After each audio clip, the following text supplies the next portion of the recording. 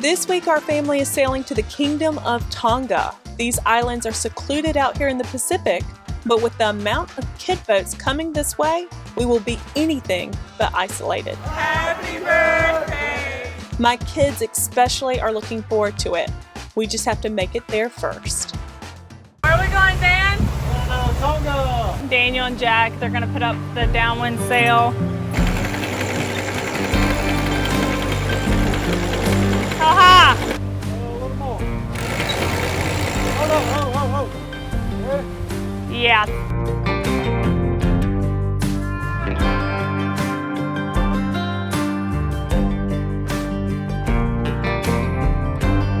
It's about 240 miles to get there, so it should probably take us 2 nights.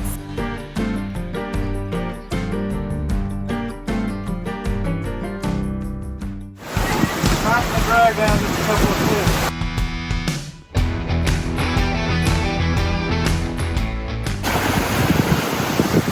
Get him in the boat, Dad! Get him on the boat! Bring him in! Put a rope around his tail! Get him! Going 10 knots. Been fighting for like an hour. Get him in the boat!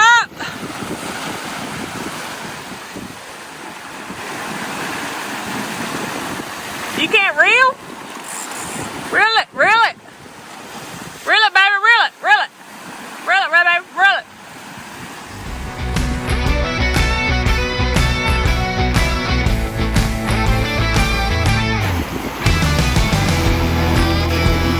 Oh, wow. We need more tuna. You want to throw them back? We can toss them back. We arrived at Niafu and you are required to dock at the customs wharf. It was so packed, we rafted to another boat. We are looking for our Tonga flag right now. We're not checked in yet. Yeah. We're trying to fill out customs paperwork. The wharf is packed and there's a shipping container and only a few boats can dock up. So we're rafted to someone else right now. But then there's all these other boats that have come in. At least 5 other boats anchored beside us. And then people keep calling and calling port control, port control. They're wanting to get checked in. Good. Cool deal. Might as well, yeah. After checking in, we grabbed some fresh provisions, met up with some friends, and then moved along with some other kid boats to one of the beautiful anchorages Tonga's known for.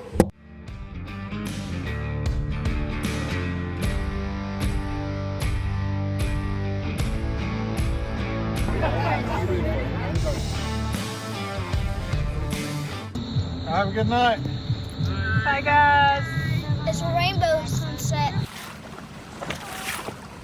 I don't want them to poop on my head.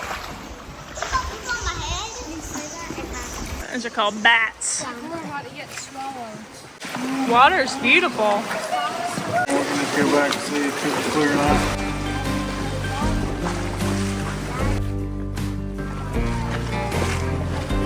We get asked all the time, are our kids able to socialize? And the answer is a definite yes. There's a lot of sailing families out here and everyone's connected either through WhatsApp or No Foreign Land. So there's never been an issue with our kids making friends or even adults making friends.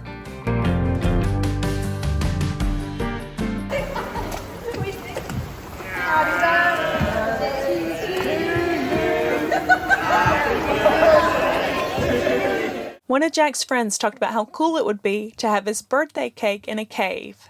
There's not too many kids who can say they've celebrated their birthday at Swallow's Cave in Tonga.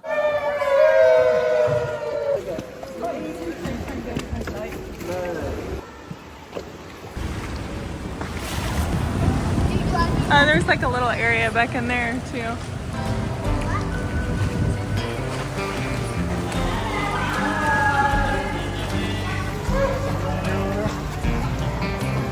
Yeah. Woo! We went to check out Tonga's fruit bats, which you can find everywhere. Here they are known as flying foxes, and they are considered property of the king and are protected by law. Are you ready, John? John is the captain. Only when John says we go.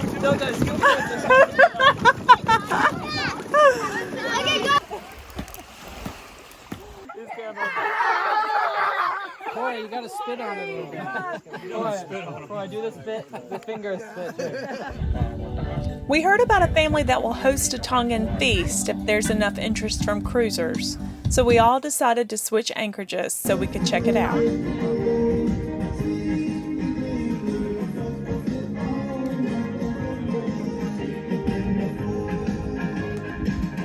Where you headed, Dan? We're headed over here to anchorage 30 here in Tonga.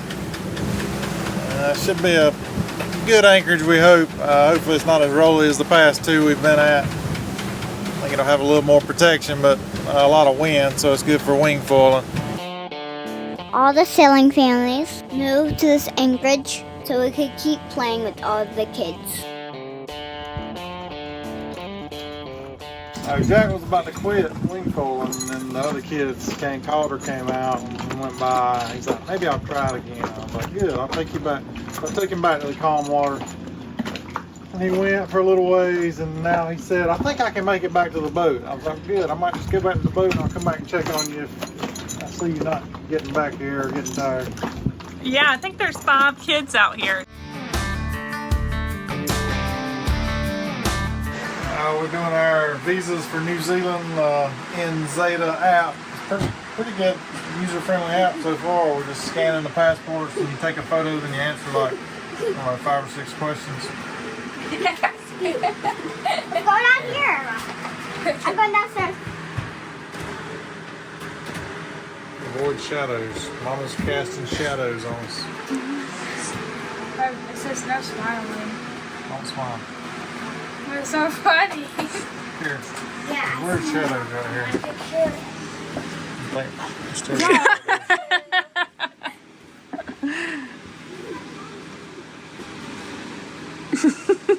Stop laughing. It's funny how it took mine. Yeah, yours. We just took it right off. Multiple faces detected. Shadows. Raise your phone higher. Oh, there we go. Yay. Oh. Got a bunch of stamps. Don't smile. Don't smile. Republica, Dominican. Gotcha, John. What's going on? Our water pump quit working. I think our Watermaker quit working. I think it's the lift pump impeller. We're just tearing into this. We've had a rough week. Our dinghy motor's been just running terribly, and it's only firing on one cylinder. I've changed about everything that I've got, parts available to change, and can't get it consistently to run good. So now we got Watermaker issues, got other issues too need to deal with, but this is what's important right now. So Dan, how's it looking? not good. What's going on with it? I was trying to just get it back together where it can pump some water, but it's not getting enough water to supply the high pressure pump. I mean, it's not pumping enough raw water to supply the high pressure pump. So I mean, I tried to just put it back together. The pump's all, the bearings are gone, but I figured I could just put it back together and hopefully it would pump enough water to supply the high pressure pump, but it's not. So now I'm just trying to figure out if I should take it back out or try to supply it with some other supply, or What other supply could there be? Like, what do you mean? spray down pump and stuff. I might could just supply it with a spray down pump, and then it would have enough to. Supply it with a spray down pump. Hey, why do you act like you don't know what I'm talking about? I have Because a I pump that's used to be used for spray down, but we just hook fresh water to it. Oh. And I could pipe that back in maybe and supply it. We cannot get our anchor up, and we're needing to move because the ship's coming in. I'm sure. We We were able to pull it up in 20-foot increments using a rope and running it back to the winch at the helm. We just needed to get out of the way for the cargo ship and fix the windlass later. So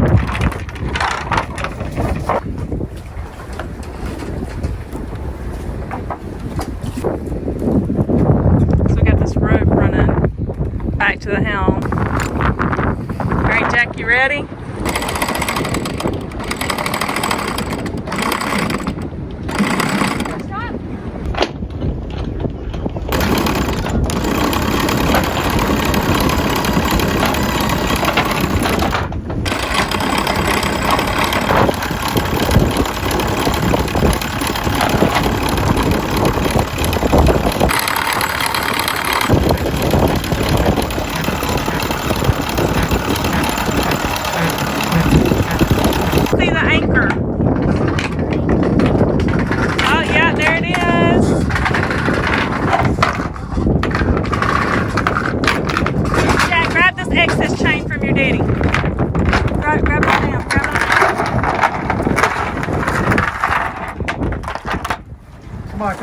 Hold it. Here, you get in.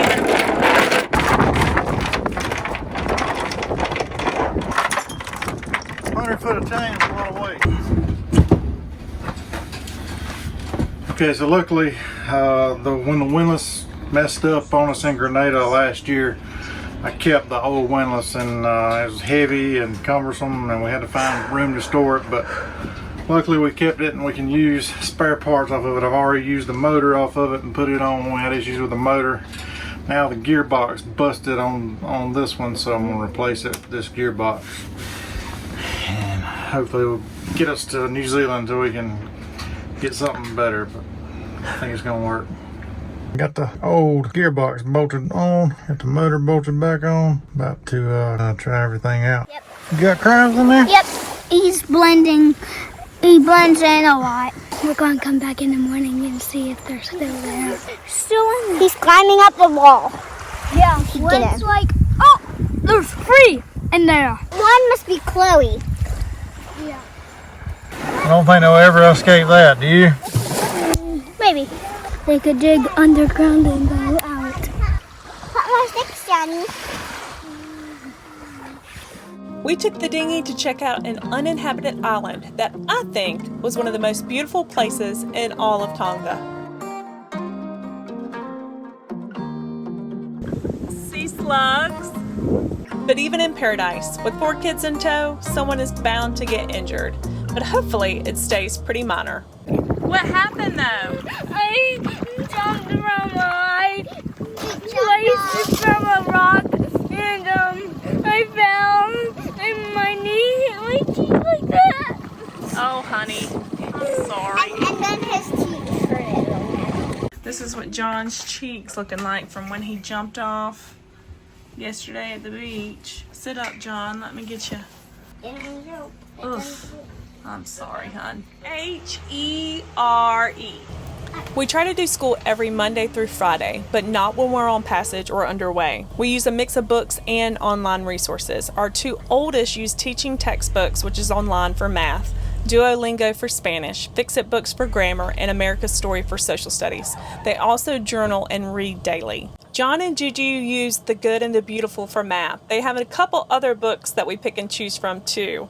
We also taught them to read, which was daunting at first, but we used this book and it has made all the difference in the world. They both can read small chapter books now. So what'd you make this morning? We got some breakfast sausages from these people that own Fish and Chips, little floating restaurant from Canada. And they also got a little deli meat market, and they have breakfast sausages, so they're pretty good. They're not like Jimmy Dean level or like southern breakfast sausage. But it's pretty close. Closest we found, for sure. That's not common. Breakfast sausage isn't common around here. Tonga's not the place to provision in, which kind of makes sense, but the grocery store situations are weird because all of the grocery stores are cash only. There's no prices on anything. They're all Chinese owned, and the cashiers, they don't speak English. Yeah, every store has a calculator up front, and when they punch in the numbers, it like talks and says what number it is. Kind of weird. I haven't seen a calculator like that, but every store here That's what they use. It's hard to get cash. Sometimes the ATMs don't work, and it's hard to know what things cost. So say you have $300, well, nothing's marked. Something they do have here is a farmer's market, and it's very consistent. All the prices are marked. They're there every day. They have plenty of tomatoes, cucumbers. They have different, they have bananas, and that is good. And the prices are clearly marked, and it's cheap. Like for like a big bag of tomatoes, it's 5 Tongan dollars, which is like less than half for American dollars. Daniel just got back from provisioning here in Tonga. He was able to go by the farmer's market and get some fresh vegetables, and then he was able to go to the local deli and grab a lasagna and able to grab some ground beef. So we might be set for a little bit. What you got?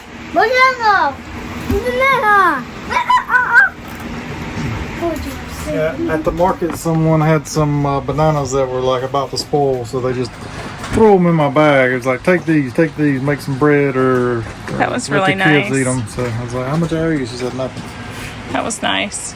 I talked with Greg at Tropicana. He said we could use his vehicle on Friday morning to go get diesel. We have to take. Did you find if they have diesel? They have diesel. They're out of petrol or gas, so they're thinking they'll get gas by Saturday. But we don't need gas. We just need diesel. So. We're done. Looks good. And we're gonna go get fuel. It's not a normal fuel situation. There's not even a fuel station like close to within walking distance of the dinghy dock or any dock. So there's a guy named Greg at Tropicana that lets you use his vehicle for $15 for one run, I think, 15 Tongan.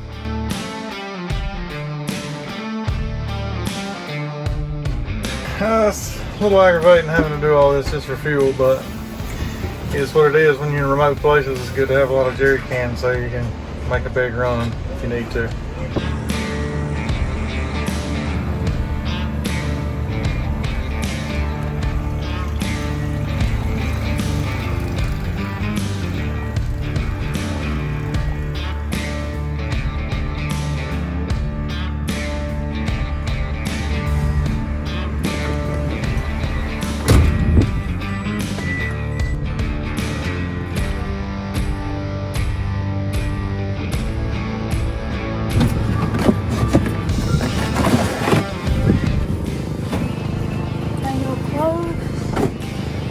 Memories of the Slam It. Where are we going?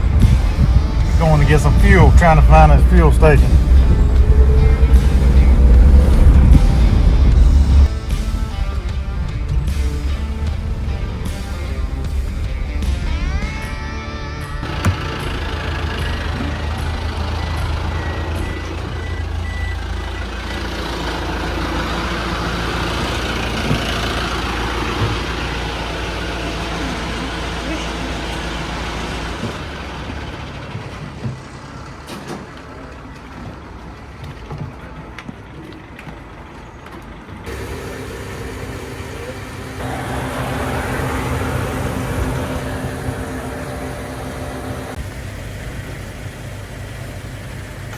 Got diesel. How'd it go? We just made one run for right now. That was really quick. Yeah, I may do it again. Just 'cause it was pretty easy. I mean, high tide. It helps if it's high tide. Yeah. Now the tide's going out. Well, diesel cans. What, Beth? So much.